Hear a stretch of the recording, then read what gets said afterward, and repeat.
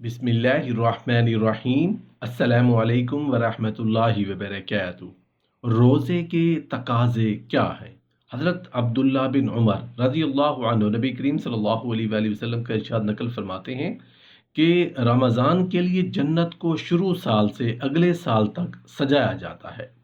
फिर जब रमज़ान का पहला दिन होता है तो एक मखसूस हवा अर्श खुदावंदी के नीचे से जन्नत के पत्तों से गुजरती हुई खूबसूरत हूरों तक पहुंचती है। तो वो अर्ज़ करती हैं, ऐ परवरदिगार, हमारे लिए अपने बंदों में से ऐसे जोड़े मुंतखब फरमा जिनसे हमारी आंखों को ठंडक नसीब हो और उनको हमारे ज़रिया से आंखों का चैन नसीब हो।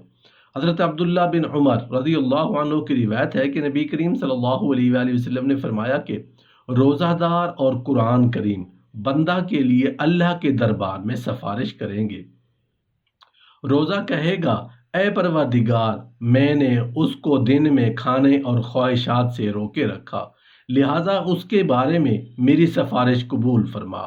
और कुरान कहेगा, ऐ परवरदिगार, मैंने उसे रात को सोने से रोके रखा, लिहाजा उसके बारे में मेरी सिफारिश कबूल फरमा।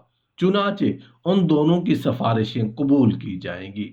हज़रत अबू हुरैरा रज़ियल्लाहु अन्हु से मरवी है कि नबी करीम सल्लल्लाहु अलैहि वसल्लम ने इरशाद फरमाया कि जब रमज़ान का महीना दाखिल होता है तो आसमान के दरवाजे, और एक रिवायत में है कि जन्नत के दरवाजे, और एक रिवायत में है कि रहमत के दरवाजे खोल दिए जाते हैं और जहन्नुम के दरवाजे बंद कर दिए जाते हैं और शैतानों को जंजीरें पहना दी जाती हैं। हज़रत अबू हुरैरा रज़ियल्लाहु अन्हु से रिवायत है कि नबी करीम सल्लल्लाहु अलैहि वसल्लम ने इरशाद फरमाया कि जो शख्स तलब सवाब की नीयत से रमज़ान का रोज़ा रखे उसके पिछले गुनाह बख्श दिए जाएंगे, और जो ईमान और इखलास के साथ रमज़ान में इबादत करे उसके गुज़श्ता मासी माफ़ कर दिए जाएंगे। इसी तरह जो शख्स शब कदर में ईमान और एहतिसाब के साथ मशगूल इबादत रहे उसके पिछले तमाम गुनाह माफ़ कर दिए जाते हैं। एक हदीस है जिसका मफ़हूम इस तरह है कि नबी करीम सल्लल्लाहु अलैहि वसल्लम ने फरमाया कि आदमी के हर अमल का अजर 10 से 700 गुना तक बढ़ा दिया जाता है, मगर अल्लाह ताला फरमाता है कि रोज़ा उससे मुस्तस्ना है, इसलिए कि वो सिर्फ मेरे लिए है और मैं ही उसका बदला मरहमत फरमाऊंगा, क्योंकि रोज़ादार अपनी ख्वाहिश और खाने पीने को सिर्फ मेरे लिए छोड़ता है।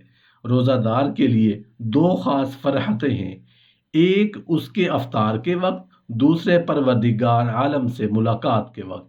और रोज़ादार के मुंह से आने वाली बू अल्लाह के नज़दीक मुश्क की खुशबू से ज़्यादा पसंदीदा है। और रोज़ा गुनाहों से ढाल है, और जब तुम में से कोई रोज़ादार हो तो बुरी बात ज़ुबान से न निकाले और न गालम गलोच करे, और जब कोई उसे बुरा भला कहे या उससे झगड़ा करे तो उसे जवाब दे कि मैं रोज़ादार शख्स हूँ। हज़रत अबू हुरैरा रज़ियल्लाहु अन्हु नबी करीम सल्लल्लाहु अलैहि वसल्लम से नकल फरमाया है कि मेरी उम्मत को रमज़ान के बारे में 5 चीज़ें खसूसियत के साथ मरहमत फरमाई गई हैं जो पहली उम्मतों को नहीं दी गई।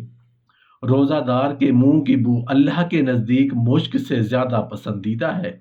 उनके लिए समंदर की मछलियां अफ्तार के वक्त तक अस्तगफार करती रहती हैं, और अल्लाह ताला हर रोज़ अपनी जन्नत को आरास्ता करता है और फरमाता है कि अन करीब मेरे नेक बंदे दुनिया की मुशक्क़त अपने ऊपर से फेंक कर तेरी तरफ आएंगे। और सरकश शैतान रमज़ान में कैद कर दिए जाते हैं, जिसकी वजह से वो रमज़ान के ज़माना में उन बुराइयों तक नहीं पहुँचते जिन बुराइयों की तरफ गैर रमज़ान में पहुँच जाते हैं।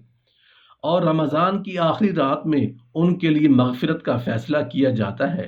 आप सल्लल्लाहु अलैहि वसल्लम से पूछा गया कि क्या ये मग़फ़िरत शब कदर में होती है? आप सल्लल्लाहु अलैहि वसल्लम ने फरमाया, नहीं, बल्कि दस्तूर ये है कि काम ख़त्म होने पर मज़दूर को पूरी उजरत से नवाजा जाता है। हज़रत हसन बसरी रहमतुल्लाह अलैह से रिवायत है कि नबी करीम सल्लल्लाहु अलैहि वसल्लम ने इरशाद फरमाया कि अल्लाह ताला रमज़ानुल मुबारक की हर रात में 6 लाख लोगों को जहन्नुम से आज़ाद करता है, और जब आखिरी रात होती है तो गुज़श्ता आज़ाद शुदा लोगों के बकदर लोग ایک ہی رات میں آزاد کیے جاتے ہیں۔ رمضان المبارک کے روزے رکھنا اسلام کا اہم فریضہ ہے۔ یہ عبادت اپنی نوعیت اور فضیلت کے اعتبار سے امتیازی اہمیت کی حامل ہے۔ اللہ تعالیٰ نے قرآن کریم میں روزہ کا مقصد بیان کرتے ہوئے ارشاد فرمایا ہے، اے ایمان والو، تم پر روزہ فرض کیا گیا جس طرح تم سے پہلے لوگوں پر فرض کیا گیا تھا تاکہ تم پرہیزگار بن جاؤ۔ حقیقت بھی یہی ہے کہ روزہ کے ذریعے خواہشات نفسانی کا قلع کما ہو جاتا ہے۔ روزہ گناہوں اور منکرات سے بچنے کے لیے ڈھال اور بچاؤ کا کام دیتا ہے۔ روزہ سے روحانیت کی آبیاری ہوتی ہے اور دل کی صفائی اور تقرب الہی کے لیے بھی روزہ نہایت اہم وسیلہ ہے۔ اس بنا پر فرزندان اسلام پر یہ ذمہ داری عائد ہوتی ہے کہ وہ صرف نام کا روزہ نہ رکھیں بلکہ روح کی جو روح ہے اسے سمجھنے کی کوشش کریں اور روزہ کے تقاضوں پر پوری طرح عمل بجا آوری کریں۔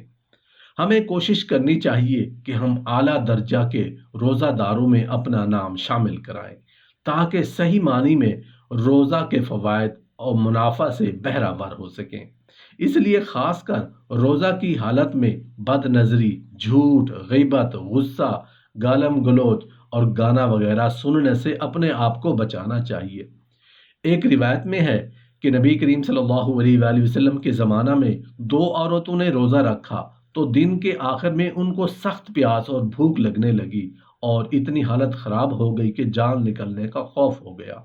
انہوں نے نبی کریم صلی اللہ علیہ وآلہ وسلم سے افطار کی اجازت طلب کرنے کے لیے آدمی بھیجا تو نبی کریم صلی اللہ علیہ وآلہ وسلم نے ان کے پاس ایک پیالہ بھیجا کہ وہ دونوں اس میں قے کریں۔ ایک نے قے کی تو آدھا خون اور آدھا تازہ خون گوشت نکلا، اسی طرح دوسری نے قے کی حتیٰ کہ پیالہ بھر گیا۔ لوگوں کو تعجب ہوا۔